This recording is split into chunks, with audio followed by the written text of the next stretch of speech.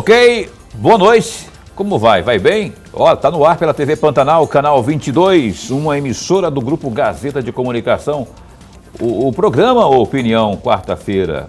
É, quarta-feira, o tempo tá voando, rapaz. Hoje, 2/2/2022. O Opinião está no ar aqui. Hoje vamos conversar com o Juarez Samaniego, o secretário de Mobilidade Urbana aqui da capital. Tem muita coisa acontecendo aí. Tem um negócio acontecendo ali que eu não sabia que era.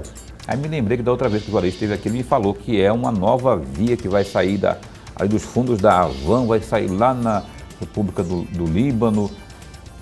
E tem viaduto novo que está vindo por aí, tem trincheira, enfim, o Manuel andou anunciando umas coisas aí também, mais 2 viadutos. Está com gás aí o prefeito de Cuiabá. O Juarez Samaniego vai falar conosco sobre isso e muito mais aí, a questão da nossa mobilidade, as nossas vias públicas como estão. Na sua avaliação, como está o trânsito na capital? Tanto no centro, como aí no seu bairro, nos grandes bairros. Como que você vê aí o trabalho desta importante pasta que é a de mobilidade urbana? O Juarez Samaniego está aqui para responder, inclusive, alguma eventual pergunta sua. 99932-2529 é o WhatsApp do Opinião para você interagir com a gente aqui. Então, perde tempo não, vai lá e manda sua perguntinha para a gente repassar aqui ao nosso secretário. Lorenberg, boa noite. Boa noite, Paulo Coelho, e um grande abraço, mas um grande abraço mesmo a todos os nossos telespectadores, a razão maior do nosso programa.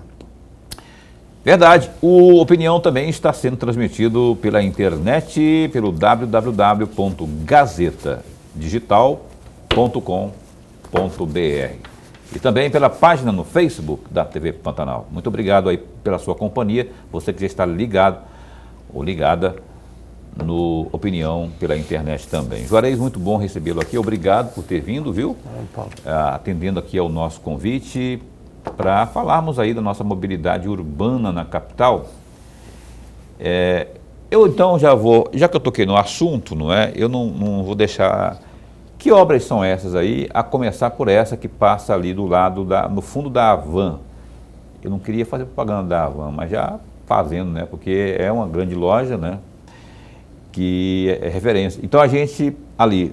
Atrás passa ali, porque eu sei que vai sair lá no Parque das Águas e por fim na Avenida República do Líbano.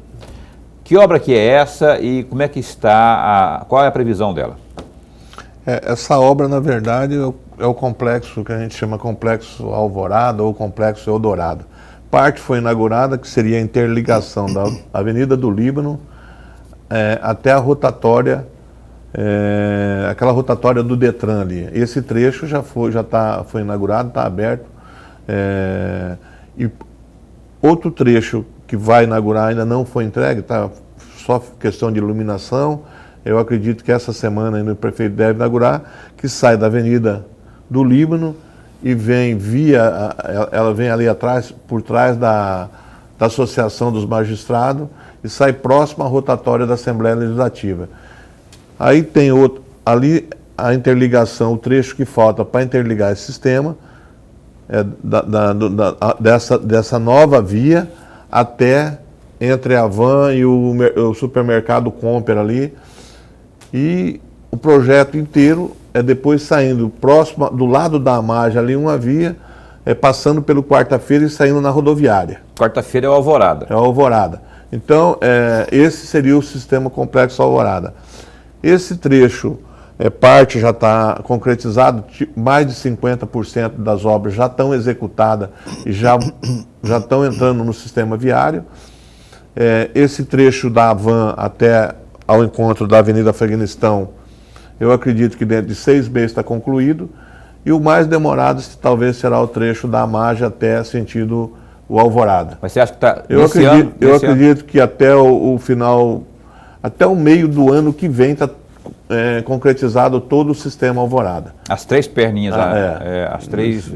O tipo ali é mais ou menos 1.000 e poucos metros de 1 quilômetro e o outro também 1 quilômetro, só que ali talvez tenha que fazer uma interseção maior, fazer tipo uma trincheira lá, porque tem uma depressão muito grande, ou talvez uma ponte, uma obra de arte tem que ser executada nesse trecho.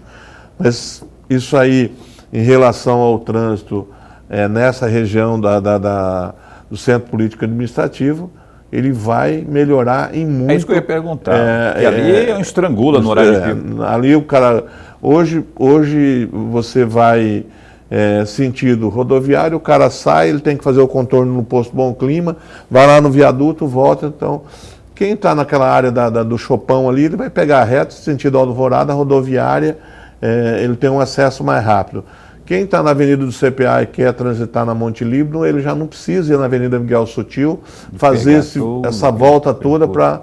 Então isso aí vai melhorar em muito a qualidade do trânsito nessa região do Monte Líbano, Alvorada, Centro Político Administrativo, e essa região do Bosque da Saúde também, porque muitas pessoas que estão nessa região do Bosque da Saúde, ele faz o trânsito Miguel Sutil para ir lá, não, ele pode cortar aqui por dentro do Centro Político Administrativo, ele tem um acesso mais fácil, sentido Chapada, sentido a Guia, sentido os Florais. Então eu acredito que essa região vai melhorar bem o sistema viário.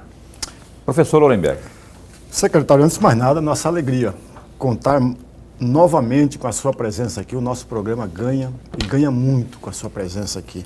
Eu vou sair um pouquinho fora, ainda que tenhamos o assunto como o trânsito e o transporte, porque no dia 20 de outubro do ano que passou, o senhor recebeu uma visita na secretaria, que é a visita exatamente do secretário de Transporte e Trânsito Urbano de Sinop, o Major Jouber, parece que é essa a pronúncia, Jouber Sacramento.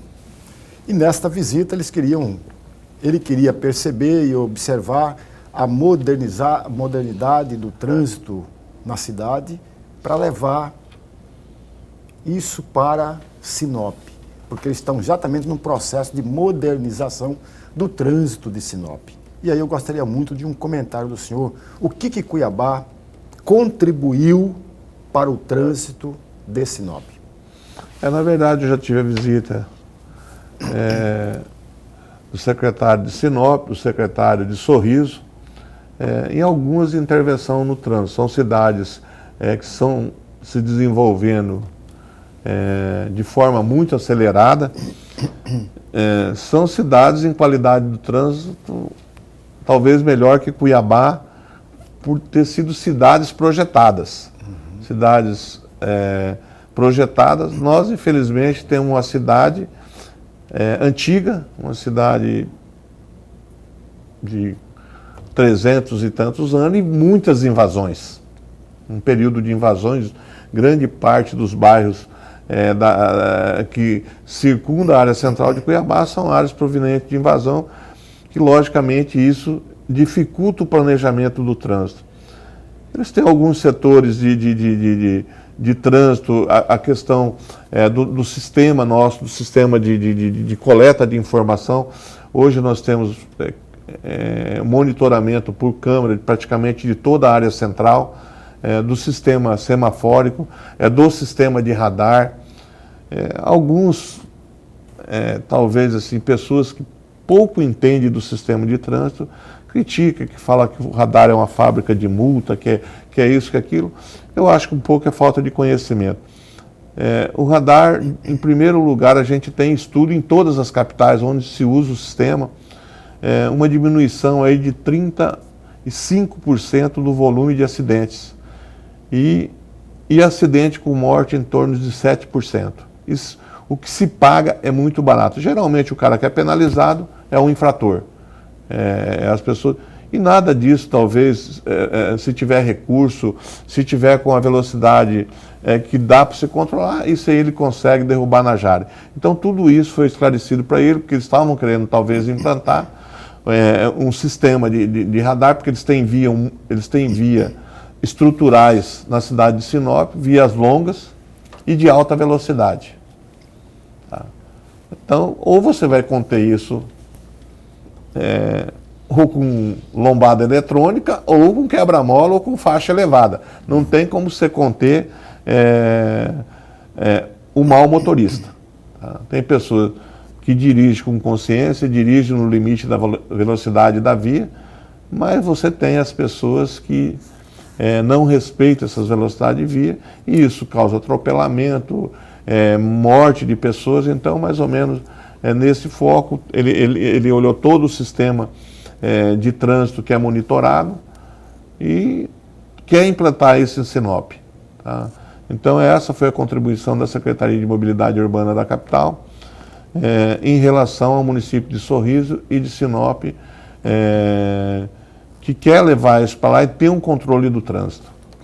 Ô, Juarez, é uma dúvida que eu tenho, e imagino que muitos dos moradores, especialmente os mais de bairros mais afastados, mais periféricos, também tenham essa dúvida, que é a questão dos quebra-molas. Eu já flagrei isso no CPA, onde eu moro, região do grande CPA que eu moro. Pessoas assim, de noite, fazendo quebra-mola na rua asfaltada, juntando ali um grupo de 5, 6 pessoas ali, com cimento e tal, por conta de que algumas vias são muito rápidas, não é? O trânsito muito rápido, e por conta disso elas alegavam, nessas situações que eu vi, por exemplo, alegavam que estava tendo dificuldade de conseguir o respaldo da secretaria, da prefeitura, e com as próprias mãos foram lá e fizeram quebra-mola. Alguns ficaram muito altos, outros ficaram bacanas, assim, pelo menos dava para transitar. Qual é a regra, como que as pessoas dos bairros devem fazer para pedir redutor de velocidade ou coisa do tipo? E o que o senhor tem a dizer para essas pessoas que, impacientes, vão lá e mão à obra e fazem por si só o quebra-mola, que imagino que deve ter a sua medida certa e tem que ter a sinalização, enfim? O quebra-mola, lombada, nós temos o tipo A, o tipo B. O tipo B é um pouco mais espesso, e nós temos a faixa elevada. A faixa elevada hoje, ela tem quase 9 metros. É aquela bem larga. É bem larga. Então, isso aí está no Código de Trânsito. Nós não podemos executar fora do padrão que determina o Código Brasileiro de Trânsito, porque nós podemos ser penalizados e responder isso civil e criminalmente em qualquer denúncia do Ministério Público. Então, essas pessoas que fazem irregular, eles correm o risco de ter que retirar e ser penalizado.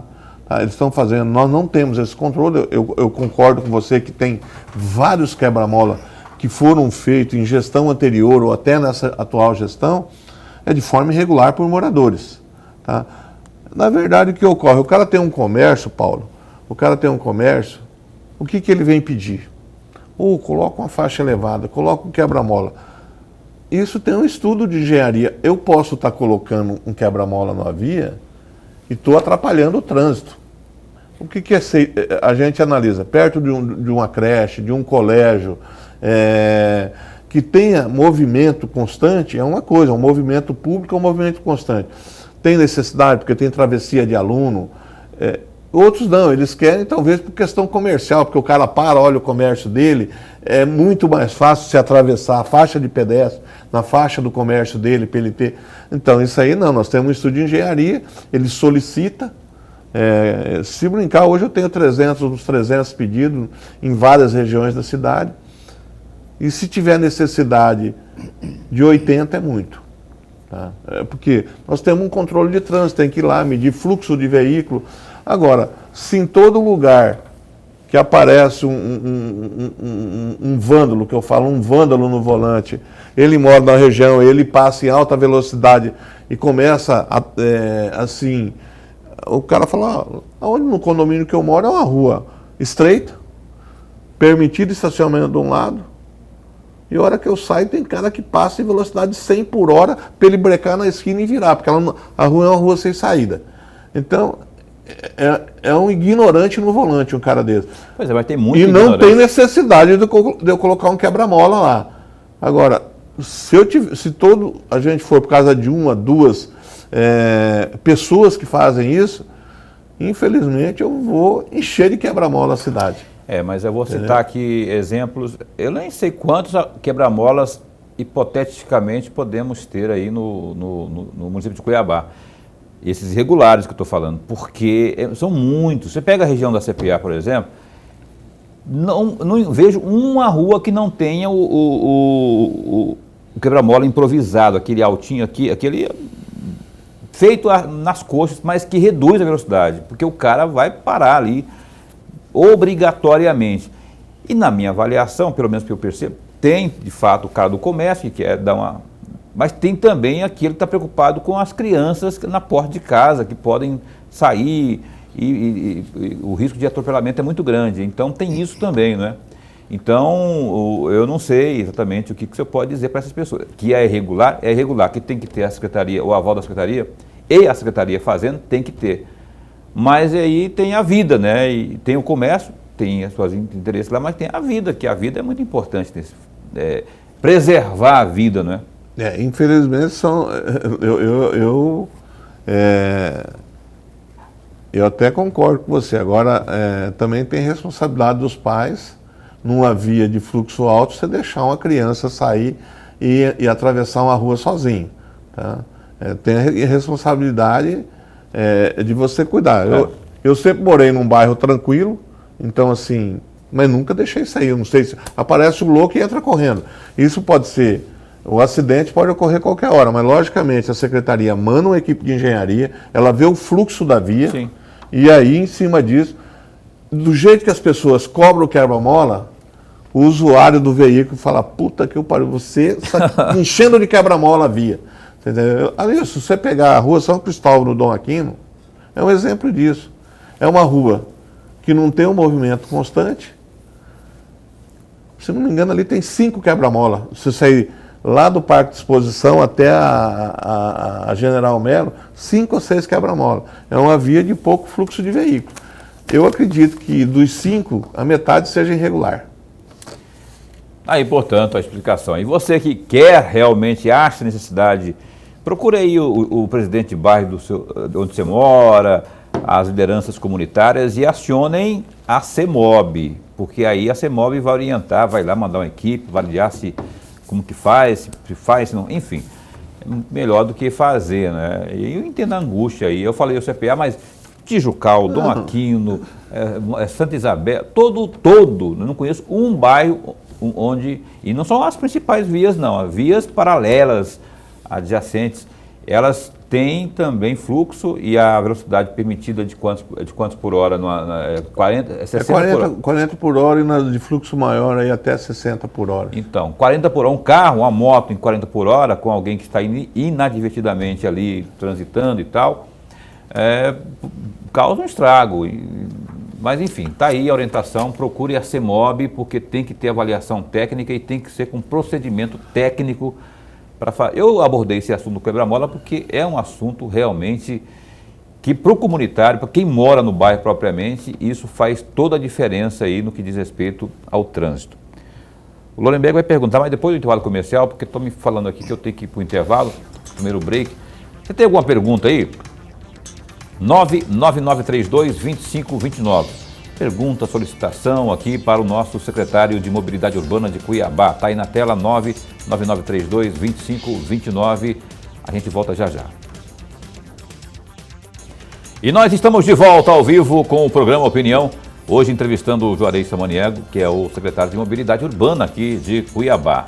Vou repetir o telefone para você interagir conosco, caso você tenha alguma pergunta, 99932-2529. O Opinião agora abre espaço para o Gazeta Digital, que é o www.gazetadigital.com.br. Falando da pandemia aí, ó, os números dizem o seguinte: uma menina de 9 anos, lá de Denise, que fica a 211 quilômetros ao médio norte de Cuiabá, morreu em decorrência da Covid-19, assim como outras 15 pessoas. Ainda de acordo com o boletim da Secretaria de Estado de Saúde, subiu para 85% o número de pessoas internadas em unidades de terapia intensiva, as chamadas UTIs, por conta da doença. De acordo com o boletim epidemiológico, né, divulgado nessa quarta, dia 2, 16 pessoas morreram em decorrência da doença em 24 horas. Outras 4.682 novas infecções também foram registradas. Entre os casos confirmados, suspeitos e também descartados para a Covid-19, há 218 internações em UTIs públicas e 192 em enfermarias públicas, isto é, a taxa de ocupação em 85,49% para UTIs adulto e 39% para enfermaria adulto. Política. A deputada estadual Janaína Riva, do MDB, se posicionou contrária à intenção do MDB em brigar pela indicação de vice na eventual chapa à reeleição do governador Mauro Mendes, do Democratas. Segundo a parlamentar, o partido não teria nenhum nome para indicar e que trazer um nome de fora apenas para a composição não faz parte aí das prioridades da legenda. Abre aspas para Janaína Riva. Foi falado ontem na reunião da possibilidade do partido indicar vice, um nome. Eu disse que não concordo, está errado. O vice teria que ser um nome do partido e não temos. E não vamos trazer um nome para ser vice, fecha aspas, revelou a Janaína Riva. A Janaína Riva, Lorenberg Alves, ela, eu não sei, a Janaína, o que ela quer da vida, na verdade, né? Aliás, Janaína Riva, eu convidei já umas 625 vezes para você vir aqui, deputada, e agora não tem mais aquela conversa de, recesso, não sei o quê, né? Vamos conversar aqui, prosear aqui na semana que vem, para a gente conversar sobre essas questões do PMDB, do MDB e também da Assembleia, enfim, suas ações parlamentares, não é? Então, brigou lá com o Emanuel, né? Emanuel, não sei o quê, não sei o quê, não sei o quê. Não vai mais, não apoia um eventual projeto do Emanuel. E agora a vice também não é contra. Não sei qual que é a avaliação que você faz desse quadro aí que está sendo desenhado aí, o MDB, que é um parceiro fortíssimo aí para um projeto hipotético aí de reeleição do Mauro. O governador Mauro Mendes, lá na eleição de 2018, contou com o MDB como grande parceiro.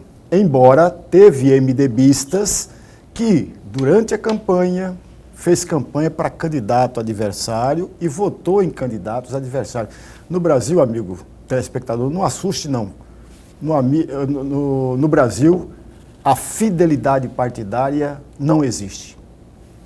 Porque as pessoas nunca leram o estatuto do partido, infelizmente. Mas voltando, na verdade, a deputada Janaína está apostando, Paulo, naquilo que muitos partidos estão apostando, na formação de quadros para compor a chapa para a Assembleia Legislativa e para a Câmara Federal, quadros competitivos, para eles, se não manter as mesmas cadeiras que tem, por exemplo, a cadeira que tem na Câmara Federal, que é uma só, que é ocupada hoje pelo deputado federal Carlos Bezerra, se não manter 2 ou 3 vagas, o MDB está disputando. Se não conquistar as 2 ou 3 vagas, pelo menos mantém-se a vaga que tem hoje. Tem o Juarez também. Tem 2 vagas. O Juarez, Costa. É bom me lembrar, eu havia esquecido temporariamente, mas é verdade, Juarez, 2 vagas. Para manter aquelas vagas ou aumentar. Aqui também, na Assembleia Legislativa, da mesma maneira. Todos os grandes partidos estão apostando nisso, inclusive os pequenos partidos, quando estão apostando naquela chamada federação partidária. Sim. E a Janaína também está nessa seara aí das discussões. Ela tá sogro, né? É isso que eu ia falar agora. Ela está com o projeto principal dela, nem questão de vice ou de reeleição dela própria, ela está pensando e defendeu. Eu vi uma postagem dela, ou a matéria nesse sentido agora há pouco, hoje ou ontem, não sei, ela falando aí da viabilidade do projeto do sogro, conhecido como Wellington Fagundes, para a reeleição aí para o Senado. E há quem fala também um projeto para o o Paiagós, eu acho mais difícil, né, por conta... Mas pelo fato de estar no PL, que é do Bolsonaro, ela está dizendo que vê isso como um up no projeto aí do Wellington Fagundes, sogro da Janaína, para o Senado, para a reeleição. Paulo, aí. deixa eu gastar 10 segundos só. Deixa. 10 segundos.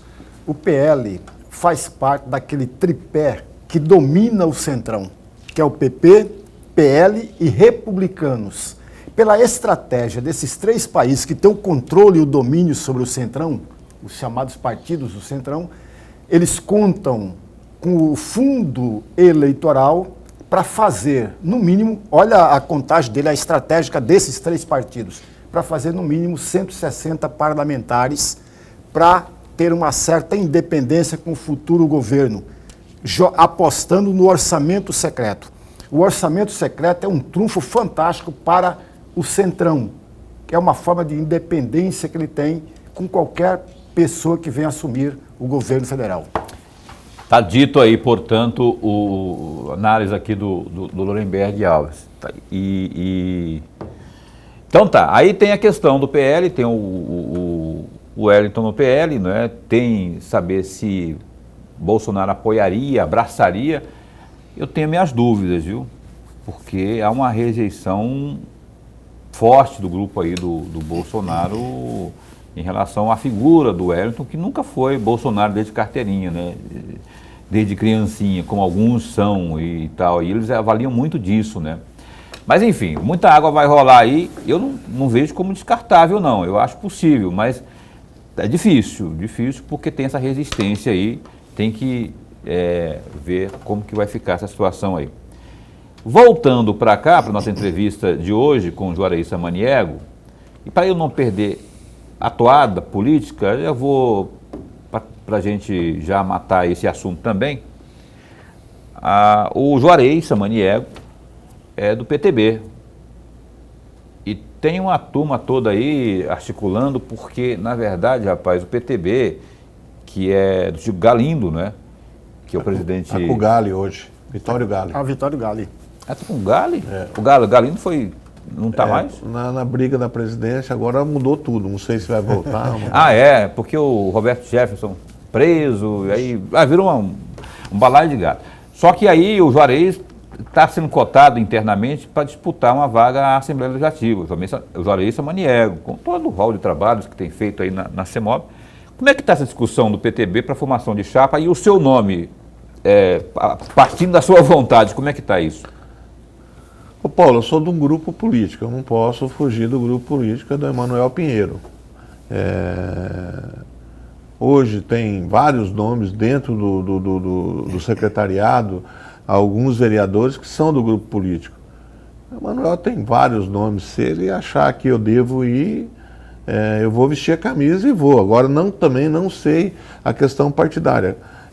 Se fico no PTB, se vou para outro partido, eu acho que até março vai se definir muita coisa nessas candidaturas. De estadual, hoje você tem aí o secretário Renivaldo, que é um nome que pode ir, tem o secretário Vander Lúcio, que demonstram vontade muito maior de estar como candidato. Vander Lúcio é PP, Renivaldo PSDB. E tem o secretário Luiz Cláudio também, que é PP, que foi bem votado aí como vereador, não foi eleito, mas teve aproximadamente 3 mil votos, também é um bom nome. Eu acho que o Emanuel é o líder desse grupo. Em vários partidos tem secretário, tem vereadores. O Emanuel vai decidir isso da melhor forma possível. E a gente, se eu não for candidato, tem indicação para apoiar alguém. Então, eu estou tranquilo nesse ponto, continuo o meu trabalho como secretário, dando minha participação para o município de Cuiabá. Tá certo, mas não está descartado não, né? Não está descartado. Mas sair do partido, você tem intenção de sair do PTB? E já tem... Hoje o PTB, o Emanuelzinho está no PTB também, né? O Emanuelzinho, se o PTB não se reestruturar, a tendência é mudar de partido. Teve aquele imbróglio com o Roberto Jefferson, que teria acusado na carta, lembra da carta do Roberto Jefferson? E o clima ficou meio tenso lá, tem que saber se ele conseguiu dirimir isso e para se manter no partido. Foi também. Por causa da indicação da presidente. Sim, que o Roberto isso. Jefferson fez, e hoje eu acredito até que o deputado Federal Emanangê estava correta naquele momento e tanto é que ela foi afastada, ela pediu para sair do partido nesse imbróglio político que houve. Então... O Juarez Samaniego, que é o secretário de Mobilidade Urbana aqui de Cuiabá, a gente vai falar com o secretário agora, né? Não com o político, porque tem participação aqui via WhatsApp. Bora ver quem está perguntando. Boa noite, secretário. O senhor era um dos cotados para deixar a gestão Emanuel para disputar uma vaga na Assembleia Legislativa. O que levou o senhor a abrir mão do projeto político? O Alan Mesquita, repórter lá do Gazeta Digital. Alan Mesquita, um abraço, meu amigo. Então não é sobre mobilidade ainda, é sobre política propriamente. O Alan está perguntando, ele já respondeu alguma coisa aqui, você quer acrescentar alguma coisa? Não, eu acho que tem aí até dia 31 de março, eu acho que o Emanuel deu limite até... Se fosse assim, o Vanderlust tinha que abrir mão, Renivaldo, eu, todos nós... Luiz Cláudio. Essa é uma decisão política que passa pelo grupo. Se o grupo entender que o meu nome é bom para disputar, logicamente eu vou. Se entender que o Vanderlust, o Renivaldo, o Luiz Cláudio, eu vou entender, vou apoiar a decisão do prefeito Emanuel Pinheiro, e vou caminhar junto com o grupo. Política, eu entendo, do meu ponto de vista, que a gente não faz política isolada, a gente tem que fazer política em grupo, em benefício, eu como morador de Cuiabá, em benefício à população cuiabana e a Baixada Cuiabana e o estado de Mato Grosso. Então, em especial, isso aí não está descartado, nenhum dos secretários se afastaram. Ok. Mais uma pergunta que chega via WhatsApp aqui para o Juarez Samaniego. Senhor Juarez, boa noite.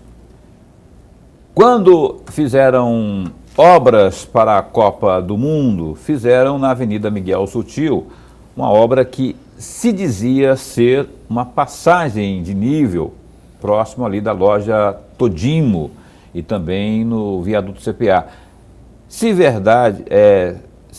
verdade, porque não foi aberta até o momento. Se for verdade, porque não foi aberta até o momento. Atenciosamente, Nilson Moreira. Nilson, obrigado. É uma obra que se gastou dinheiro público, tá? Seria uma melhoria até no trânsito para você vir para essa região, tá? É uma obra do Estado. Eu não tenho o poder de interferir numa obra do Estado. Essa obra, a Secretaria de Infraestrutura do Estado, ela tem que responder à população por que essa obra não foi concluída. Simplesmente eles fizeram toda a obra de arte, depois aterraram, fecharam a obra e está fechada. A mesma coisa ocorreu com a trincheira Jurumirim, que foi entregue dia 28, era uma obra mal executada pelo Estado de Mato Grosso, e essa obra foi corrigida e ela continua a correção. Hoje foi autorizado pela Secretaria de Mobilidade Urbana a interdição parcial das laterais, tá? Mas por trecho.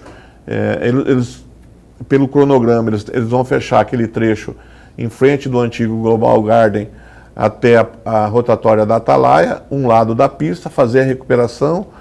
Automaticamente, a hora que eles reabrir esse trecho, eles fecham o outro lado e vão fazendo por etapas o trecho.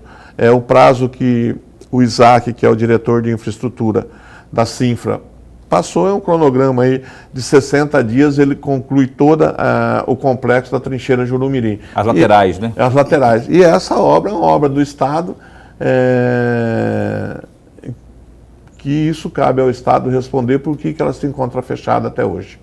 Então a responsabilidade, segundo o Juarez, é do Estado de Mato Grosso. Vide Marcelo Padeiro, aliás, o Marcelo de Oliveira, que eu convidei também para vir aqui e já está nos próximos dias para vir aqui também, aqui, conversar conosco aqui, o secretário de Infraestrutura do governo de Mato Grosso. Professor Lorenberg, uma curta para a gente responder ainda nesse bloco. Se tiver, senão a gente vai empurrar com a barriga para o próximo bloco. Não, muito rapidamente, talvez precise de uma reflexão maior. O senhor falava na resposta da minha pergunta, secretário, logo no começo, que Cuiabá nasceu com ruas estreitas e etc., e continuou muito difícil o trânsito. Eu tenho visto, eu não sou engenheiro, não entendo nada, é um observador, alguém que caminha pelas cidades, E as cidades que eu tenho visto com ruas estreitas na origem, elas tendem a trabalhar ruas largas com o crescimento da cidade.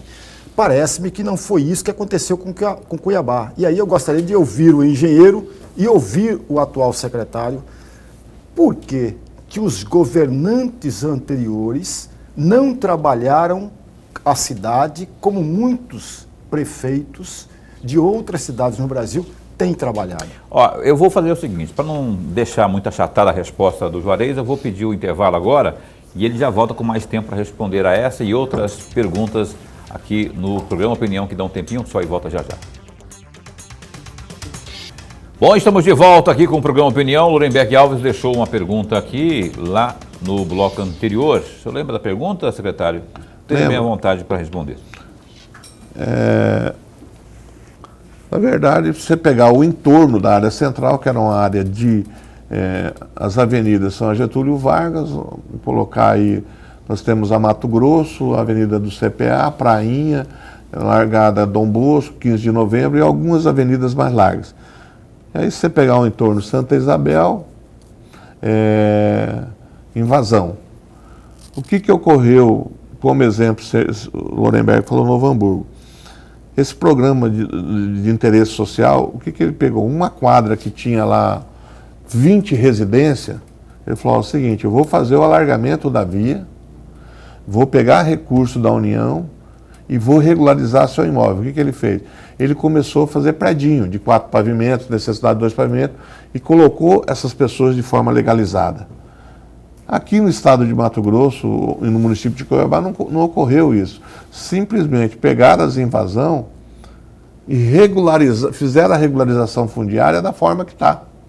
Então, emitiu esse título ao longo do tempo, vem emitindo título na gestão de Wilson, de Dante, Galindo, Mauro, Emanuel, vem emitindo título da forma que está essas habitações. Então, você não tem, ou você futuramente vai ter que indenizar e fazer o alargamento da rua do sistema viário, tanto é que a legislação municipal de 2015 para cá, ela prevê o PGM. Então, numa faixa de um terreno, hoje você não pode construir. A prefeitura está fazendo uma desapropriação indevida, que ela desapropria e não paga, ela só vai te pagar o dia que ela fazer um alargamento de rua. Por que isso? Para o cara não construir, para não ter indenização da construção, seria mais barato indenizar o terreno. Então você pode ter numa quadra hoje 5 terrenos vazios, as casas estão mais no fundo e as outras estão mais para cá. Mas de qualquer jeito vai ter que, se fizer o alargamento da rua, você só melhora o sistema viário de Cuiabá, em algumas ruas como Gargalo, fazer o alargamento dela, e em virtude da desapropriação. Na área central não pode ter essa previsão em virtude do IFAM. Essa área, parte da área é patrimônio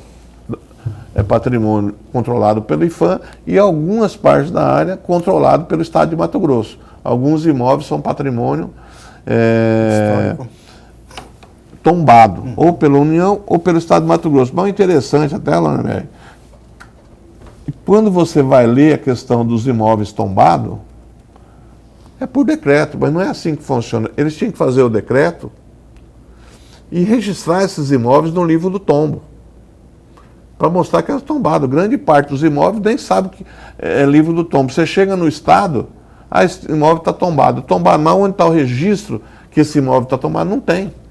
Entendeu? Então e tudo que você vai mexer na área central para beneficiar a cidade é travado.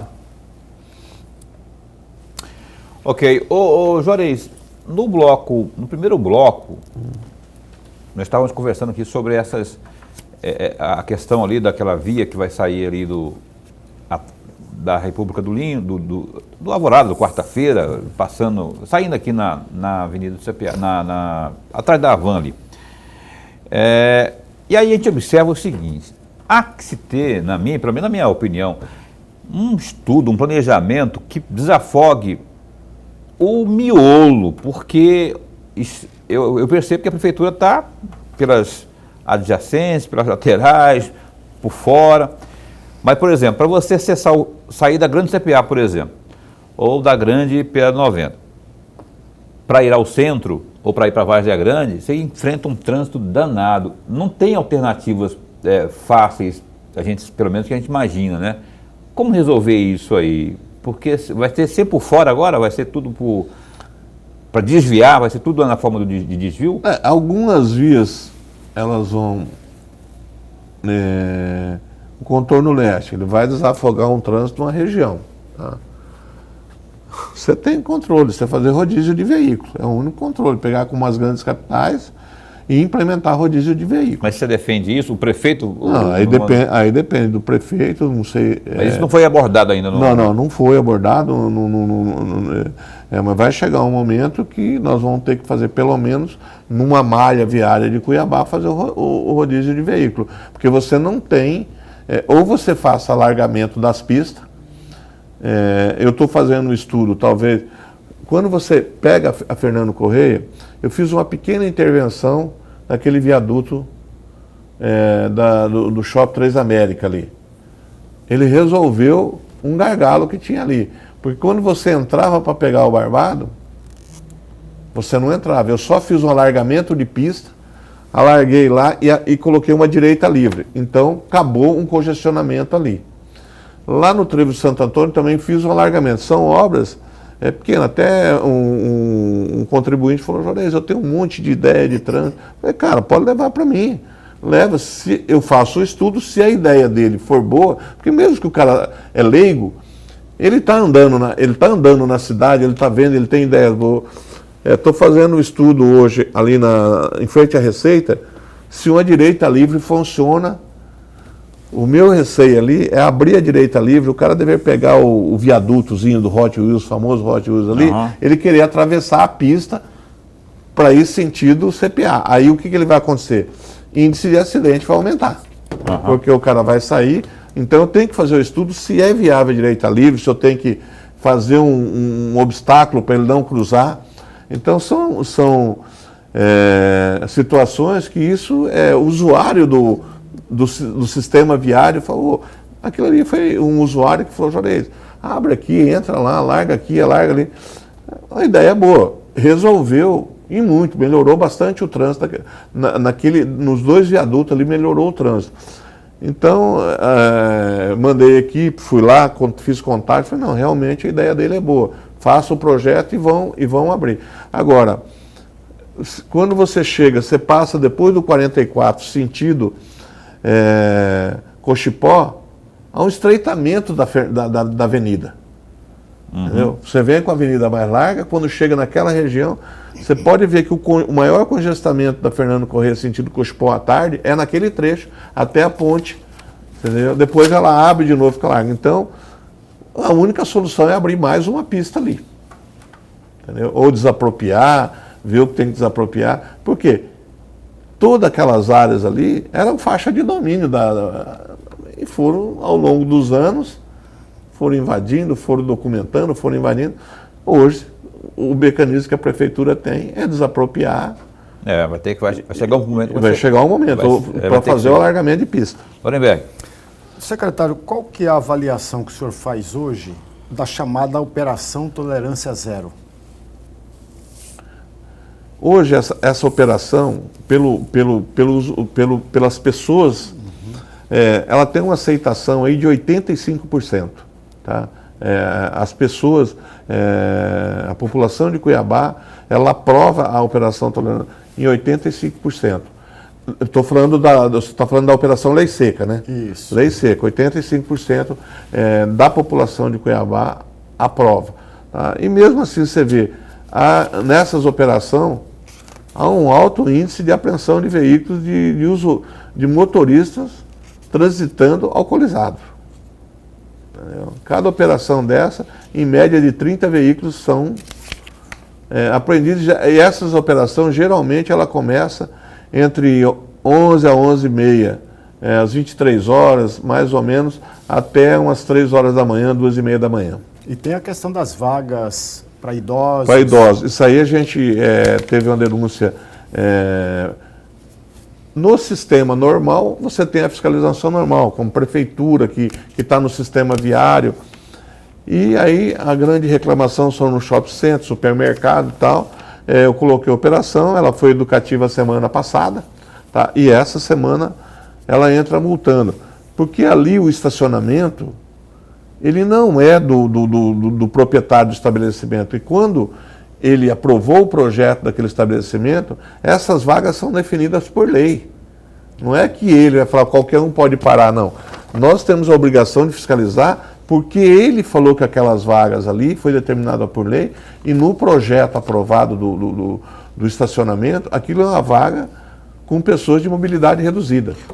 Juarez, eu vou ter que correr aqui, não é? Correr. Porque tem participação, mas eu quero que antes, o Emanuel, o prefeito, a propósito de idosos e tudo mais, o Emanuel Pinheiro, ele sancionou agora há pouco, recentemente aí, a lei 6.753, que obriga a colocar dizeres nos ônibus, não é? Todos, aspas, todos os assentos deste veículo são de uso preferencial de idosos, gestantes, pessoas obesas e por aí vai, não é? Como é que está isso aí? Isso vai ser fiscalizado? Como é que vai ser acompanhado isso para que haja o cumprimento? Esses dizeres em placas dentro dos ônibus, dentro das... Eu falo para você, a sociedade vem evoluindo, mas as cabeças das pessoas não evoluíram. Eu, quando era criança ou novo, se entrasse uma pessoa idosa, eu levantava e dava o lugar. Isso não ocorre, talvez, no dia de hoje, com muitas pessoas. Isso são questão de educação que vem de berço. Sim. Logicamente, se o senhor Emanuel sancionou uma lei que passou, foi aprovada na Câmara, logicamente a Secretaria de Mobilidade Urbana ela vai fiscalizar através dos agentes de transporte. Esses agentes eles estão dentro de ônibus, eles estão nos terminais de ônibus, então essa fiscalização vai ocorrer. Pergunta que chega aqui via WhatsApp para o Juarez Samaniego, na tela. A noite fica sem visibilidade. Onde? Lá em cima, estou olhando aqui embaixo, rapaz, dá de ver. Boa noite, Paulo e professor Lorenberg. Eu não concordo com muitos quebra-molas, não. Atrapalha o trânsito, mas o que vejo útil é a faixa elevada. Eu também gosto da faixa elevada. Exemplo aí na Avenida Doutor Meireles, em frente ao Flor do Cerrado, que precisa urgente os alunos, aí ó Juarez, os alunos descem do ônibus para ir para a escola. A escola Agenor e também os moradores do condomínio à noite passam apertado aí, pois os condutores não param lá na faixa que tem ali sem manutenção nenhuma. A noite fica sem visibilidade da faixa. Perigo anda à solta por aqui. Obrigado, Edmar, aqui do Flor do Cerrado. Por favor, nos ajude, pois já aconteceram muitos acidentes. Aqui ele mostra, tem um print também aqui. É outra? Não, é a mesma. É a mesma. Eu estou pedindo ajuda aqui, Juarez. O que você pode dizer aqui para o nosso caríssimo telespectador? Nós temos uma empresa que até... ela tinha um contrato até dezembro, em novembro abriu um processo licitatório, eu acredito que esteja tudo normalizado até o final do mês de fevereiro, e ela vem executando esse serviço até mais aproximadamente dia 15 de janeiro. Tá? O volume que tinha contratado foi executado e pago. E esse processo foi aberto em novembro. Eu tenho pedido do presidente do bairro Santa Laura, que tem o pedido dele, tem pedido de 2 ou 3 vereadores, e ela está na lista para ser executada. Hoje nós temos aí em faixa elevada, no mínimo um pedido aí de 50 faixas elevadas no município de Cuiabá. Então esses contratos, tanto de quebra-mola, faixa elevada, porque o contrato anterior ele só mandava você fazer, não mandava você retirar. Talvez eu coloque, tem um quebra-mola, eu não consigo retirar porque eu não consigo pagar. Eu vou fazer uma faixa elevada e 50 metros depois tem um quebra-mola. Tá? Então, até março, eu acredito que toda essa situação, nós colocamos essa faixa elevada lá, já foi feito o estudo, tem viabilidade de ser colocado. Ok. E então, nós vamos atender o contribuinte. Tem mais um aqui, uma pergunta que chega via WhatsApp aqui no Opinião. Pergunta aí das escolas particulares que fecham as ruas para receber aí e também entregar às crianças. O exemplo é o Colégio Sim, o Osíris Júlio, lá do CPA. Que é outro grande problema, viu, Juarez? É outro grande problema, porque as vans precisam de ter segurança, oferecer segurança às crianças, não é? Como o transporte estudantil, praticamente 2020, 2021, não tinha aula, eles não estavam circulando, eles têm que ser vistoriados para entrar novamente atendendo essas pessoas. Ele tem que ser vistoriado, condição do veículo. Então, alguns estão indo para a CEMOB fazer essa vistoria, tá? Eles não podem, se eles forem pegados sem o selo de vistoria, eles estão sujeitos a ser guinchado, multado. E questão do colégio, logicamente, eu tenho que mandar a equipe lá. Não adianta, a hora que começar o período de aula, eu tenho que mandar a equipe para organizar o trânsito. Porque senão pai de aluno para na rua, estaciona do lado proibido. E isso não é só no Sim, é em vários colégios particulares. Isso aí a gente só resolve com agente de trânsito nos horários de maior fluxo. Pois é, talvez seja alternativa. É alternativa. Hoje não começou o período de aula no Sim. Então, assim que começar o período, a agente de fiscalização ela vai se dirigir no horário da manhã e no período de saída de aluno. E à tarde, uma equipe de agentes de fiscalização orientando o trânsito naquela região. Juarez, uma pincelada de 30 segundos aí, transporte coletivo, ônibus novos estão aí, a questão de toda a climatização com ar-condicionado está com 100%, vai chegar quando? Tem um projeto aí que até o final da gestão Emanuel Pinheiro, todos os ônibus estaria já com 100% da frota, com ar-condicionado e ônibus novos. Então, está dentro da programação. Eu acredito que esse ano as operadoras podem trocar um percentual novamente, o ano que vem outro percentual novamente. Isso dentro da programação do contrato que foi firmado com as operadoras do sistema de transporte coletivo do município de Cuiabá. O prefeito Emanuel, aparecendo numa live agora, anunciou uma obra lá para o CPA 3. Que obra que é essa aí? Na verdade, hoje rapidinho para a gente. Nós temos o terminal do CPA 3. Tá? Lá vai passar a ser a estação. Então, lá tem um terminal de aproximadamente 600, 700 metros quadrados.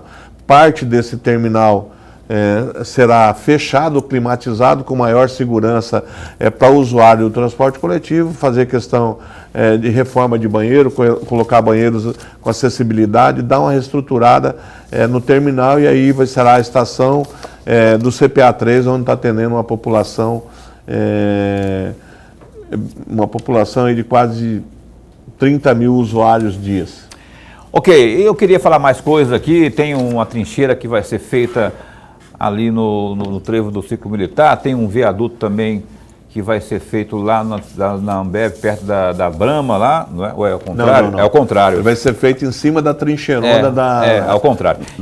Do Santa Rosa. A gente não tem como falar mais, porque é horário de rede, a gente tem que cumprir aqui, mas a gente vai chamar logo para ele voltar aqui. Obrigado por ter vindo, viu, Juarez Paulo, Samaniego? obrigado a vocês, obrigado pela oportunidade de estar aqui com vocês, esclarecendo o trânsito e transporte do município de Cuiabá. Lorenberg, até amanhã. Até amanhã. Com o Francisco, o superintendente da FUNASA, Francisco Silva Lima, ao vivo às 7h30 da noite. Até lá, fica bem, fica com Deus também.